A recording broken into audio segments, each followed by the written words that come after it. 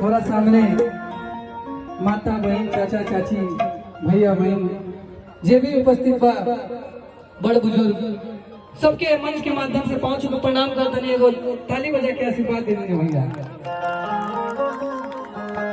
और हमने के आदरणीय सांसद जी बड़े भैया अमित भैया सुनील भैया, हमने के देसी स्टार बड़ भैया समर सिंह जी जिनके हमेशा आशीर्वाद प्यार मिलता रहेला।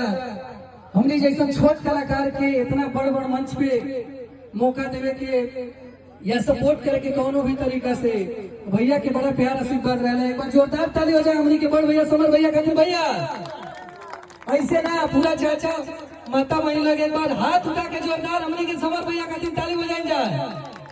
और हमने के बड़ भैया मनोज भैया, अमृता गौतम जी, राहुल भैया, हमारे समर गुप्ता भैया और म्यूजिशियन टीम भाई पुरानी मिट्ठू भैया के। अच्छा है, मेरा नाम भूल गया। अच्छा है मजनू कंट्रोल और मेरा नाम कैसे भूल गया। हमनी के हंसावे ना अच्छा है मनीष भैया, मनीष रावत भैया, तो सबके प्यार आशीर्वाद मिलत रहला हमनी के। और लगातार आंसू ड्राइवर अपने गाड़ी के पास जाए खलासी खलियारी। आंसू ड्राइवर जी एक बार चले जाएं अपने खलियारी ड्राइवर के पास ना भैया जी। बोतल लेके कुल्ला बहुत अच्छे, बहुत अच्छे, क्या बात है। आई जब माहौल बनल बा एगो हमारे गाना के बड़ा प्यार आशीर्वाद मिलेला। वाह, आइए शिवम तुरंत भैया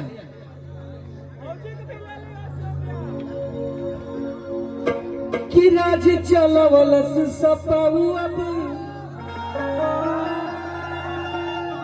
परिवेश न होई।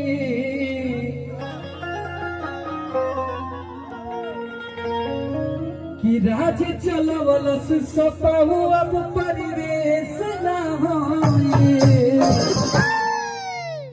नेता के तनो के हो बनी मगर लेसन होई। कितना लोग गाना सुन ले बा? वही सब है आपके फैंस, सब चाहने वाले आपका सुने से। किशन कन्हैया के अब की हूँ भेस न होई। कि नेता के तनो की हूँ बनी मगर अखिलेश न होई। एक गाना और हमारा है कि वोट की करा के देबू अखिलेश के।